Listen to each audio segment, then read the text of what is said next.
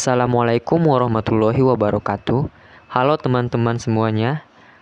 Kami dari kelompok 3 ingin menjelaskan tentang teori keseimbangan pasar. Sebelum kita memulai videonya, kami terlebih dahulu memperkenalkan diri. Saya sendiri yang bernama Rangga Bayu Andika Rahab dan rekan saya yang bernama Rija Kajami. Langsung saja kita mulai videonya.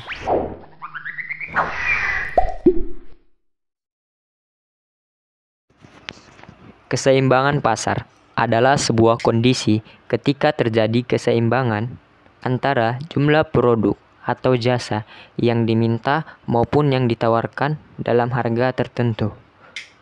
Proses ini penting guna menentukan bahwa kurva keseimbangan akan tetap stabil ataupun tidak. Kurva tersebut dapat dikalkulasikan dengan rumus keseimbangan dari pasar. Kondisi ini juga menjelaskan adanya kesamaan antara harga produk yang diminta oleh konsumen dan yang ditawarkan oleh produsen.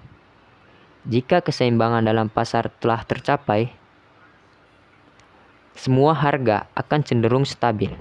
Nah, kondisi ini pula yang dikenal dengan keseimbangan harga.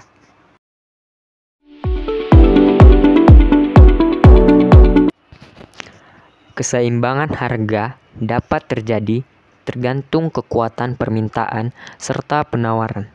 Dengan kata lain, jika permintaan konsumen lebih kuat dibandingkan penawaran produsen, harga suatu produk akan meningkat. Sebaliknya, bila penawaran yang lebih kuat daripada permintaan, harga suatu barang akan menurun. Anda dapat menghitung jumlah keseimbangan dalam pasar menggunakan rumus berikut ini. QD sama dengan QS sama dengan QE, atau VD sama dengan VS sama dengan VE. Keterangan D sama dengan demand atau permintaan, S sama dengan supply ataupun penawaran, V sama dengan price atau harga, Q sama dengan quantity jumlah atau stok, I sama dengan equilibrium atau keseimbangan. Bila dideskripsikan dengan sebuah grafik, keseimbangan pada pasar muncul pada titik potong di antara kurva permintaan dan juga kurva penawaran. Adapun proses dari keseimbangan pasar diuraikan dalam ulasan berikut ini. Yang pertama, produsen menyediakan produk yang sesuai dengan permintaan konsumen. Sudah menjadi salah satu strategi pemasaran utama bahwa kewajiban seorang penjual ialah menyediakan produk yang sesuai dengan permintaan para konsumen. Namun, jika barang yang disediakan dalam jumlah terlalu banyak, sedangkan minat pembeli menurun atau sebaliknya, muncullah ketidakseimbangan pasar. Oleh karena itu, pentingnya untuk memastikan adanya keseimbangan antara permintaan dan juga penawaran. Yang kedua, pengendalian harga di pasar. Jika harga di pasar tak seimbang, keseimbangan pasar dapat diprediksi akan sulit terjadi. Saat suatu harga menjadi terlalu tinggi, para konsumen pun akan dirugikan. Sementara itu, jika harga terlalu rendah, akan menyebabkan kerugian bagi pihak penjual. Jadi, kita perlu menentukan sebuah kebijakan ekonomi sebagai intervensi guna menjaga kestabilan setiap harga. Ketika menjalankan kebijakan ekonomi tersebut, Anda dapat mencoba cara mengendalikan harga terendah ataupun tertinggi. Setelah kedua harga itu ditetapkan, keseimbangan dalam pasar pun akan tetap stabil. Proses tawar-menawar harga di dunia pasar memang berfungsi untuk meraih kesepakatan harga.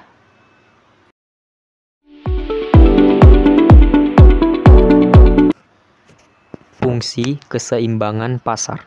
Dalam dunia bisnis, dan investasi, terdapat fungsi permintaan maupun fungsi penawaran yang dapat berdampak secara menyeluruh terhadap aliran keuangan perusahaan.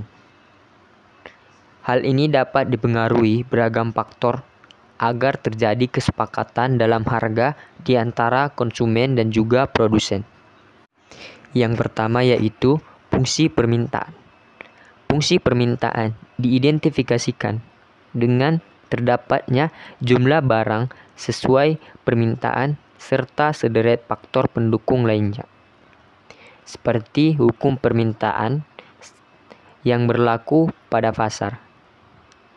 Suatu produk yang mengalami kenaikan harga akan secara otomatis memicu penurunan permintaan terhadap produk tersebut. Demikian pula sebaliknya, bila harga barang menurun, permintaan terhadap barang juga akan meningkat drastis. Fungsi permintaan pasar ialah munculnya hubungan antara jumlah barang dan harga yang kerap berbanding terbalik. Perbandingan itu terjadi ketika harga barang turun karena permintaan yang meningkat. Begitu pula sebaliknya. Oleh sebab itu, demi mewujudkan sebuah keseimbangan, terjadilah suatu kondisi kompetisi bisnis di antara kalangan produsen, sehingga para konsumen pun akan berkompetisi dalam meraih barang yang diinginkan.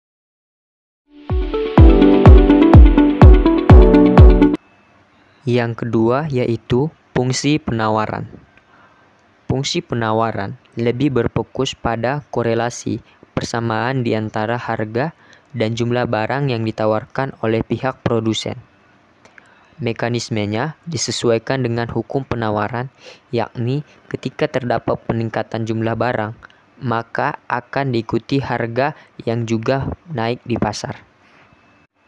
Kesimpulannya, dalam menjalankan suatu usaha, kita memang perlu mengetahui adanya tingkat penawaran serta permintaan yang tepat demi mewujudkan keseimbangan pasar. Proses tawar-menawar di dunia ekonomi dan bisnis yang bertujuan mencapai kesepakatan harga juga akan menghadirkan keseimbangan harga. Pastikan Anda mencatat setiap transaksi yang terjadi dalam bisnis yang dijalankan agar tidak ada ketimpangan antara permintaan konsumen dan juga permintaan produsen.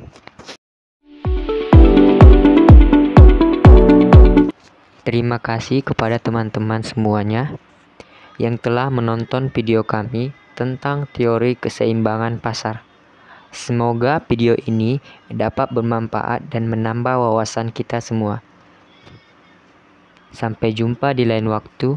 Assalamualaikum warahmatullahi wabarakatuh.